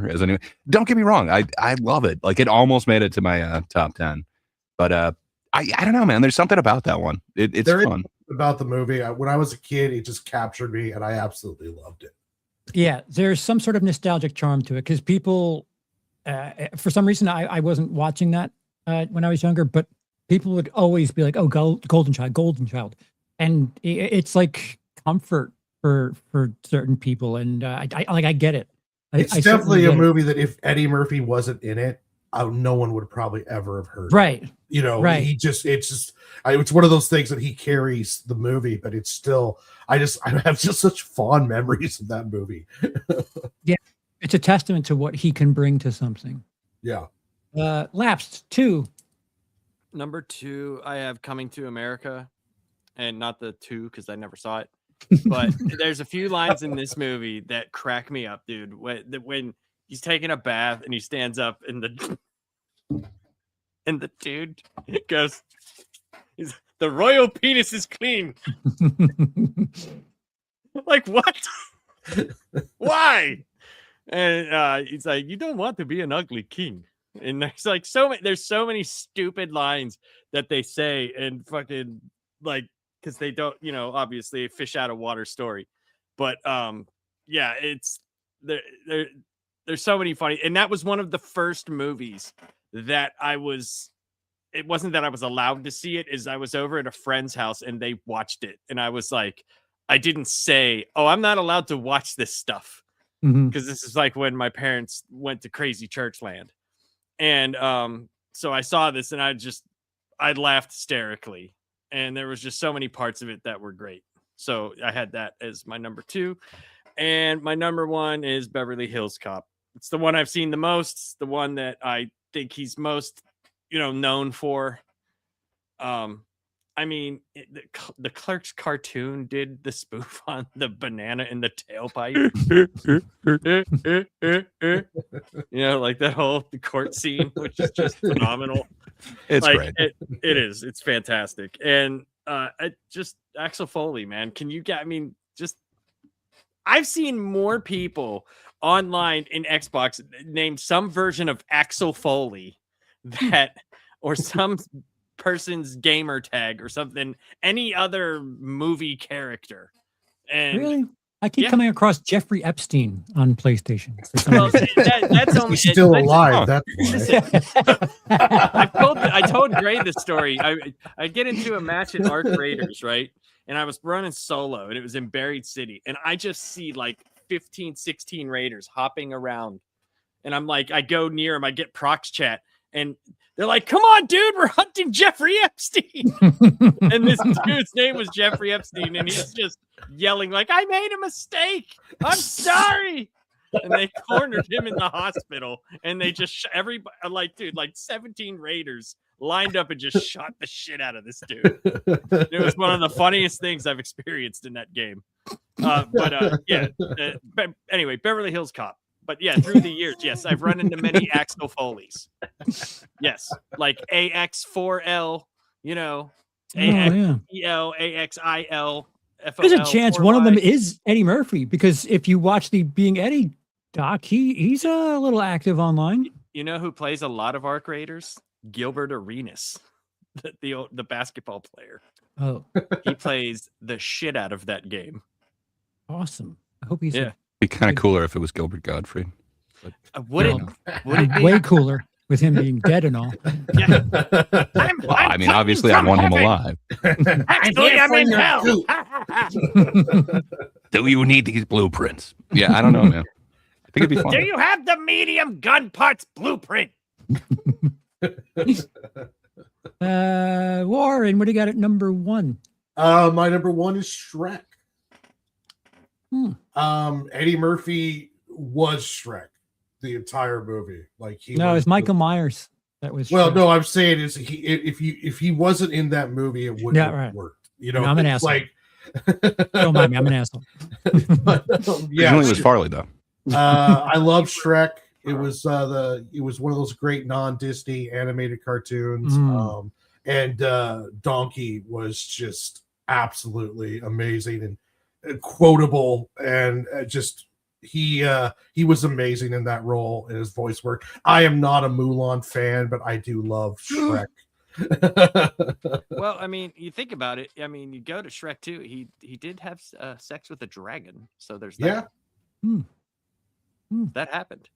That is true. Carrying that story forward, and in Mulan, he is a dragon. So look at that, connecting the dots. Oh my God! Just done. Bob, what do you have in 1? All right, there's a lot of choices that I could put here. Mm-hmm. I could put Coming to America. I could put Norbit, The Adventures of Pluto Nash, Daddy Daycare. There are so many good ones that I could put here, but those were all just eked out by my favorite Eddie Murphy film, and that's Beverly Hills Cop. I actually just did a rewatch of this one. That's the one I saw most recently because we reviewed it for Dad's Turn to Talk a few weeks ago, and I'd forgotten how much I loved this movie. And it's still funny. A part of what makes him so funny in this movie is that it's him reacting to the situations he's in. It's not even necessarily, the situation itself. It's his reaction to it, which is what makes it so hilarious. Overall, I think he's just hilarious in this. I love the scene when he gets thrown out of the window and they arrest him, and as they're taking him away, he's like, "What happens if they throw you out of a car? You get hit for jaywalking, So there's just a lot of stuff that he says. The scene in the strip club is hilarious. Because what are the two cops' names? I always forget their names. Taggart and Rosewood. Yes. So they're both sitting there and they're trying to be all proper, and Eddie Murphy's just like just having a good time there and whatnot. So yeah, it's a great movie, a lot of fun. Of course, it spawned a franchise. Don't know if it should have spawned a franchise, but it did. But either way, it's my favorite Eddie Murphy film. Yep. Ray. Yeah. So I'm going to go ahead and basically second everything that both Lapsed and Bob have said. Beverly Hills Cop is the most iconic Eddie Murphy role for me. And then it was solidified with Clerks the cartoon with their whole banana in the tailpipe thing. Just, man, I absolutely love it. When I think of Eddie Murphy, I think of banana in the tailpipe and then that laugh, which is just perfect. But man, there's so many different things about this. So not only do you have the deception where he's having them deliver the fruit platter over to the car, but his way of getting into the restaurant as well, where, okay, well, tell him this private message. Just, man, I absolutely loved it. But then when Bob also brings up, the strip club scene, it's very informative. That taught me to look for people in coats in unseasonable weather and be suspicious of them. While Eddie Murphy is having a good time there, he's still teaching us and being vigilant. And I love that. It also taught me that the best way to ship drugs is in coffee. So good to know. It's very informative, and a young Jonathan Banks that's very scary in this one. Yeah, I absolutely love me some Beverly Hills Cop. I like the sequels, but none of them quite live up to this one. This is just the Eddie Murphy movie for me. Absolutely love me some Beverly Hills Cop. Charles, sir, what do you have at number one? Oh, yeah. Oh, I'm sorry, Labs. What's the setup? No, I was to say the setup for when Bob was talking about him getting thrown, when he talks about getting thrown through the window, that whole speech, though, is fucking hilarious. And he's talking about, I can't remember exactly, but he's talking about like guys just trying to do their job. And he's like, disturbing the peace. I got thrown through a fucking window. Yes. It's so funny, dude. It's so good. And then it is one of the most iconic scores ever as well. And one of the best scores. Yes. Man, I love me some Beverly Hills Cop. Everything about it. There's so many, looking back at his filmography, there's so many of them that try and kind of copy that thing. I feel like the score from Golden Child, they were really trying to go for that same synth thing. This is the one. Like, this is the peak score, the peak 80s synth score. It just, love it. But Charles, sir, what do you have as number one? Apparently it's not Shrek 2 or Puss in Boots, but Puss in Boots can't be. My number one is Coming to America, not Coming to America, but the original, the OG Coming to America, the prototype of Eddie Murphy being a bunch of different characters in the same shot, the same scene. I think it's funny that there were a bunch of people in Hollywood that thought the old white guy was an actor that you could hire, and that's funny. That's fantastic. Right. So, like, just a testament to how great the makeup was. Once again, the chameleon that Eddie Murphy is, like most my first five, most of them are Eddie Murphy showing that he could be funny and be a different character convincingly and do both at the same time well. The fact that I lived in Queens at the time too, we went and saw where McDowell's was.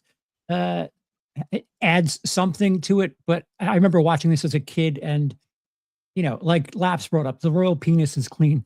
That was the funniest thing. I would say that in school, like I knew what the fuck that was about. Yeah. And it's like the fact that it's like a classic Disney tale, but backwards. A rich prince looking for his princess, with the comedy involved. It's hysterical. The cast is brilliant. It may not be an S tier film, but as far as a good time is concerned, whether it's nostalgia or what, for all the reasons everyone else was bringing up, it's my go-to. Then I found $50. What? 50? Wow. No, Coming to America is amazing, man. I wanted so much for that second one. I was hyped for like 2 years when I heard they were making it, and just, man, to see the legacy that they kind of crushed. I don't know why they do that. Yeah. To Lap's point earlier, Eddie Murphy was nominated for his role in Dreamgirls. Didn't make a single one of our top 10. I think it's just watched it for the first time last night. I think it would come in at like number 13 for me. It's a really fun Eddie Murphy performance, but just that's not what that movie's about. It would be right. But it's a really good Eddie Murphy performance. Like, little is kind of said about the, like My Girl Wants to Party All the Time, Eddie Murphy, where he's out there, cutting a rug, if you will, while singing. And man, he really gets to showcase that he's still got that in Dreamgirls. But didn't he have like 3 albums in the 80s and like 90s? Yeah. Like, they weren't great. No, they weren't. What was showcased in Dreamgirls was a little bit better. But man, he pulls off a convincing James Brown in that one.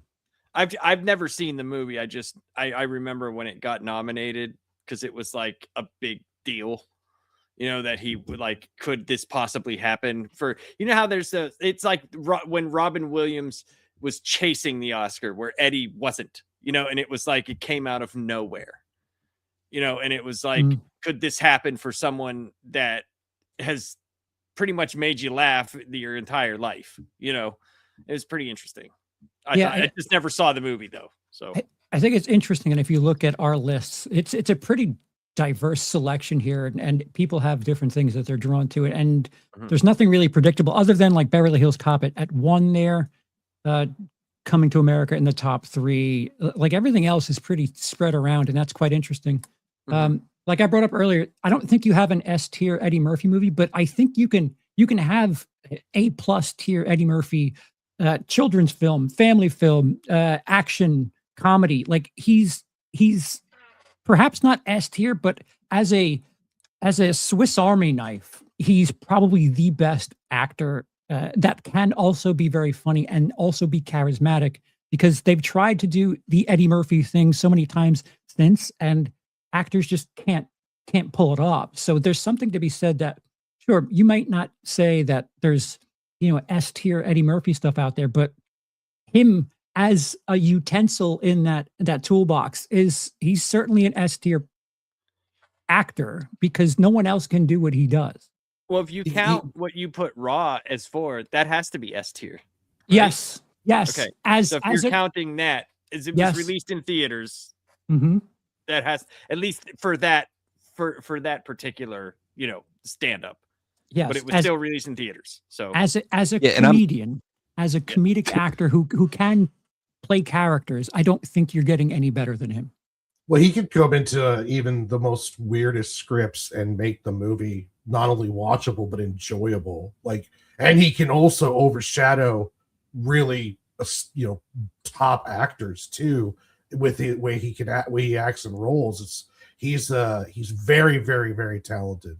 Right. When it comes to his acting. I mean, his stand-up is great. I wish he would have done more, but at the same time, though, his acting is A+ as well. So it's like, Yeah, I think he brings something to, say there's a script that he didn't write, but he, the character, the actor, the performer, will bring something. He'll add some sort of tag to something that makes it his, that he has his charisma, he has his charm that he brings to it, that, other comedic actors will just do the line, and it's like, Yeah, you're not making it. You're not making it you. I feel like Eddie Murphy is the best at, even if they're words that he didn't write, he will make it feel like, oh, Eddie Murphy made this his own. Well, he's got range too. Like you Sure. put Kevin Hart in a movie, it's almost like here's Kevin Hart running around with a CIA agent, or here's Kevin Hart in a video game. With Eddie Murphy, like we showed with like Nutty Professor and a bunch of other stuff, he's actually acting. He's showing a full range. He can do sad. He can do all sorts of dramatic as well. With these other comedic actors, they're kind of just being the stand-up comedian in these kind of weird situations. People in Hollywood thought the old white guy in the barber shop from Coming to America was an actor they could hire. Yeah, need I say amazing. more? Yeah. So, I appreciate, Charles, you taking the reins on this one. I do. Yay. And we're going to switch gears a little bit for next week. We are going to be doing our top 10 Jackie Chan. But I figured since we have a tiny bit of time here, we had a legend pass today or last night or whenever it happened. Chuck Norris decided that Earth was, not enough for his manliness, and he went to the great mustache in the sky. So do you think that Chuck Norris's persona, I would say, because I've seen a lot of Chuck Norris movies, okay, and they're not good, I would say, but he's been in some iconic scenes, he's been in some iconic scenes, like his scene in Bruce Lee, The Game of Death. That's pretty iconic, even though that's like a hodgepodge of stuff from Bruce Lee's, stuff, like basically turned it into a movie. But did you guys like Chuck Norris growing up, or do you have anything to say about him, Warren? I watched a lot of his films growing up, but you're absolutely right though. Like nothing. He was always kind of like a B level when it came to all the other action stars during that time. Like I remember fondly the Prison of War movie he was in. I forgot what it was called, but he was like a prisoner at a Vietnam camp, and during at Vietnam, and they put like a rat over in a bag and put it over his head, and they pull it off and he's like chewing on it. And then they had those movies where he was like saving people. But I remember most fondly was my grandmother was a massive fan of Walker, Texas Ranger. And she would watch every episode. If reruns were on, when TV Land, or like if they were showing it, she recorded them.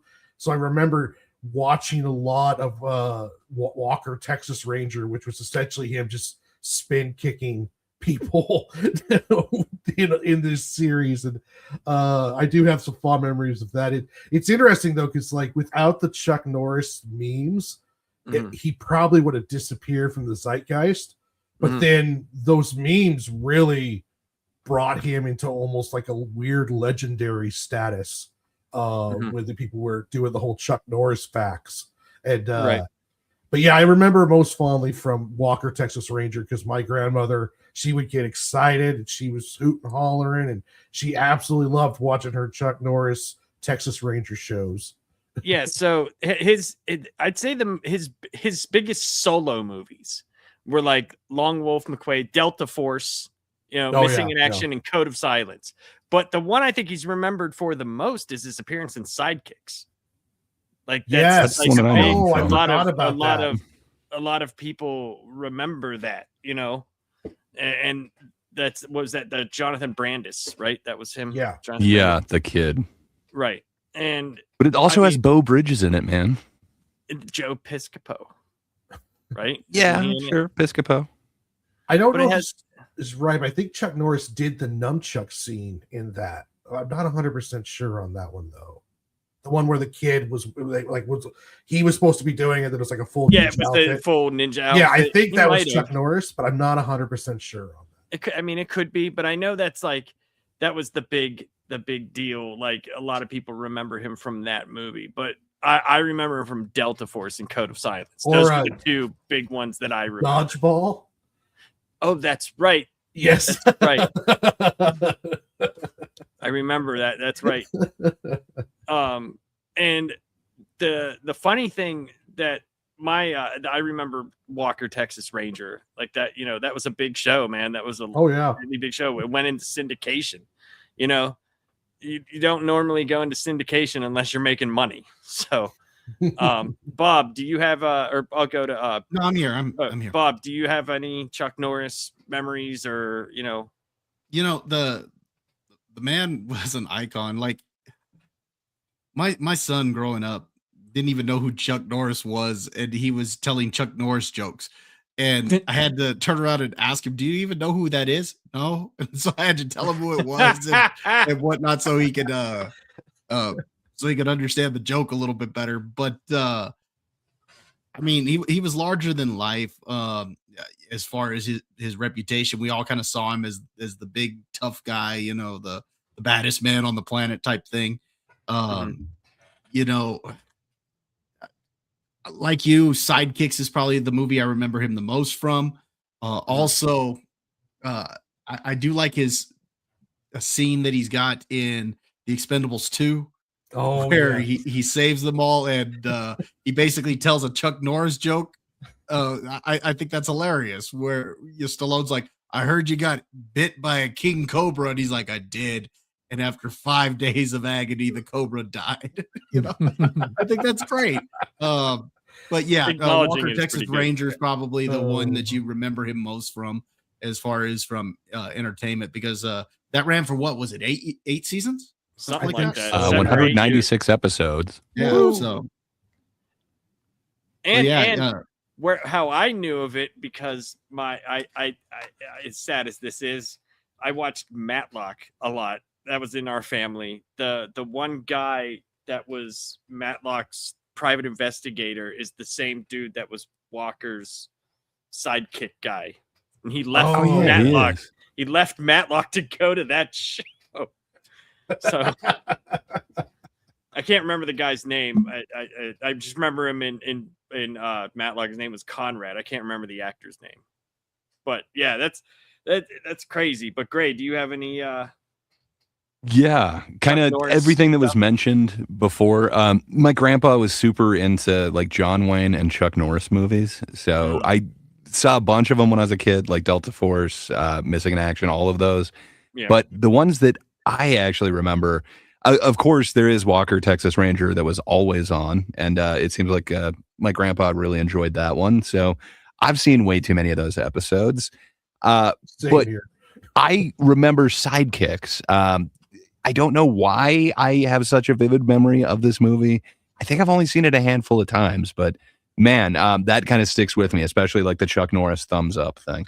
Just, man, I kind of dig that one, but there's one movie that really stands out. I had forgotten about a scene in Dodgeball. That's probably the one that I enjoy the most, but there's this like guilty pleasure. Just the synopsis of it is: with his cop companion shot and killed by terrorists, Reno the dog pairs up with tough cop Jake in thwarting the criminal organization. It's Top Dog from 1995. About that it's one. kind of like Turner and Hooch, but this time we've got Chuck Norris. Yeah, I dig that one. I understand why it only gets like a 4 rating on IMDb, but man, it has a soft spot in my heart. Let's not forget that cast, man. You say you got Beau Bridges, you got Mako is in the movie. Oh yeah, and what's Danica McKellar? You got Winnie Cooper is in that movie. Oh yeah, yep. I totally forgot about that. Yeah, she plays like the heartthrob for him, and Richard Mole is in that movie. How about Night that? Court's Own. Yeah, the one and only. Sorry, there's one other thing. I'm assuming I got these. So I think I inherited them from my cousin. So I'm assuming my grandpa got it for him at some point. But I inherited a bunch of toys from the old Chuck Norris Karate Commandos show. Mm-hmm. I don't know. It was weird, but they were really fun toys. I kind of dug them. But I inherited these really old toys when I was a kid. In the early 80s, when I was like five or six, it was like 81, 82. Point Karate got real big, like it was huge, like for some reason, and he was one of the leading guys on there. And they brought the ISKA, which I still think is there. It's like a kickboxing thing, right? And he was all over ESPN when it first started, and like they had like weird like breaking like people would break shit, like weird things that you would see on ESPN late at night. And he was like real big into bringing martial arts to the forefront in America, before we got into like everybody thought they were a ninja, like he was huge in karate, absolutely huge in karate. Mm-hmm. And one of the reasons why he got the Bruce Lee movie role, I know there's a great video on YouTube where someone takes the scene where they're getting ready to fight and they're like taking the shirts off, and they play some like real sexy music. It changes the whole aspect of that scene. We see him stretching and well, that was the thing he had talked about. Chuck Norris had done an interview where he talked about like, because people hold Bruce Lee in this like mythical standing, and he was they basically asked him, they were like, who would win a fight? He's like, look, he was like, Bruce may have fought a lot in China and on rooftops and stuff, but he was like, but I am one of the best martial artists in the world. He's like, it wouldn't have been a fight, and I'm also 220 pounds. And I just started laughing. I'm thinking like, dude, if he would have kicked him, it would have killed him. But it's funny, in those 80 action heroes, he was like the most real badass, like out of Arnold, John Claude, Bruce Willis, out of all those guys, Chuck Norris was the real badass, and he got the worst films out of got the worst ones. Like I still can watch like Delta Force and Code of Silence. I think Code of Silence was the biggest one, like, because I think that was like in like maybe not did well, but that was maybe his, I'm not 100% sure, but that might have been his highest grossing movie. But yeah. But Charles, do you have any Chuck Norris thoughts? No, I have I mean it said that he passed. I have something of a blind spot because I'm not the biggest martial arts fan. Most of my experience with Chuck Norris is for people who think of the cliche with Netflix. Just think of Netflix doing this without money, and that's what Canon Productions was in the 80s. Just getting anyone. Okay.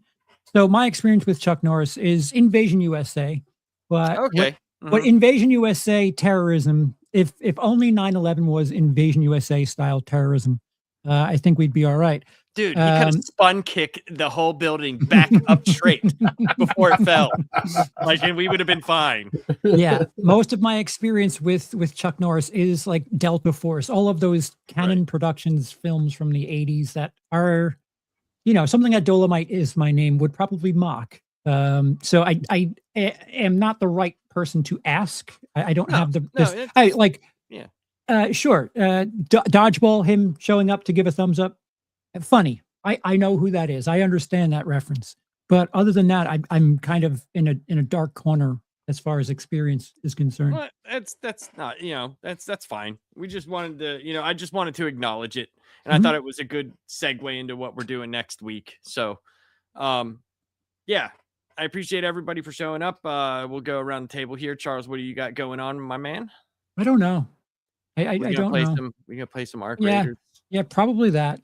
That video you sent me was some bullshit, by the way. I think I'm going to do a thing where I collect all of the different natures of people being friendly or like doing their villain arc, because it's fascinating. And I think you should post that one with some commentary. You met some villains, did you? Oh, dude. He met the worst of the worst. A dude literally in the shadows took me and a dude who had a Philion who was taking on the matriarch, and the dude was in the shadows and took us out. It was so ridiculous. Well, not only that, but everybody else was working together up top. Yeah. Like it wasn't like go and run for your money and hide shit. Yeah. That dude literally came out of if you saw my comment, I was like, fuck that guy. Fuck him, man. Dude was like doing some next level WWE heel turn shit where it's just like, oh, you're really going for it here from the shadows, literally, huh? Okay. Yeah. So we'll have to do some more of that. We'll have to do some more of that. I think people might actually like me, you, and Gray streaming some of that. I think they might actually like I it. agree. Yeah, I agree. because it gets really funny. You know, Sure. I think it does. Because you lose your patience with people. I like lose Gray my and patience with everything. That's just And, how I your am in life, video too. games. What's that? Yeah. I didn't hear what you. Oh, possibly. Yeah. Just possibly your life when you're playing with us too. It's just a funny thing, and I'll be honest. I'll be dead serious. Half of the time, I'm just being a dick. It's just because I know. Fine. But there is other times where I'm like, you son of a bitch, you're 500 meters away from us. What are you doing? Laugh's just like, we gotta go. All right, I guess I'll break out my guitar and take a slow mosey walk over there. or I tell Charles right at the beginning, I'm like, hey man, this is gonna be sweaty. We probably shouldn't do anything. He sets off a firework box as soon as we get into the map. Like literally. Was it pretty though? It was gorgeous. It was gorgeous. And then 2 minutes later, we were killed. But it's fun though. Like I have a lot of fun playing with you guys. It's more fun than anything, to be honest. Because I think what I like is you guys are willing to do stuff that other people just aren't. Like they're just not, and it's stuff I want to do. Let's go here and try this. Like last night, me and you ran like 5 or 6 rounds. I'm open to butt stuff. Just Jesus Christ, just trying to figure that game out. But that was fun. But yeah, we should do that. But Gray, what do you got going on, man? That's a good question. No, not into that. But you know what I am into is March Hackness, and we are into the Final Four come next Tuesday. So yeah, come in, tell us where we are wrong, and see who is going to win this amazing trophy. We have 2 more weeks remaining. We're getting down to the final 2 battles, and then it just becomes the head-on one. So you're not going to want to miss a moment. Come on over, TGIT, every Tuesday. Good times. That's about all I got going on. What about you, Warren? What you got going on, sir? Or Warren? Come on. Or Look Bob. at the Either screen. one. What, Bob? What do you got going on, my man? No, I don't want to go now. Damn it! Ruined it. Thanks, Gray. No, no. I just put out a review today.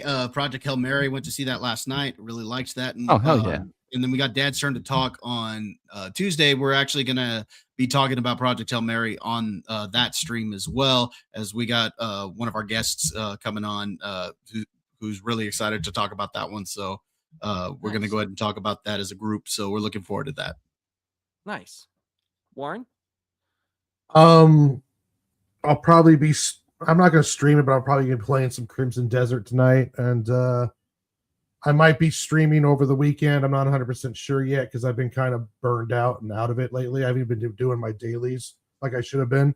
So I'm just trying to get back into motivated to do this stuff again. I'm behind a schedule on a lot of stuff that I was hoping to have started by now, but it's just trying to get out of the little bit of a rut that I'm working in. But Monday I will be here at 6 o'clock with Melvin Cruz. We're going to be doing some more fan art. We haven't picked the topic yet, but last week we did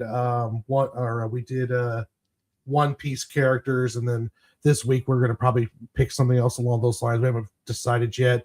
Tuesday I'll be doing my normal fan art show as I'm getting ready for my April show, and then we'll see how the rest of the week goes. But mostly I'm going to take a break from Arc Raiders until the new DLC comes out in April with the new map, because my last trip through the Raider topside, I almost broke my controller and deleted the game. So, and I felt terrible because after being ratted twice, it's like, well, fuck it, I'm going to shoot somebody. And then I shot somebody, broke their shield, and they messaged me with this why ?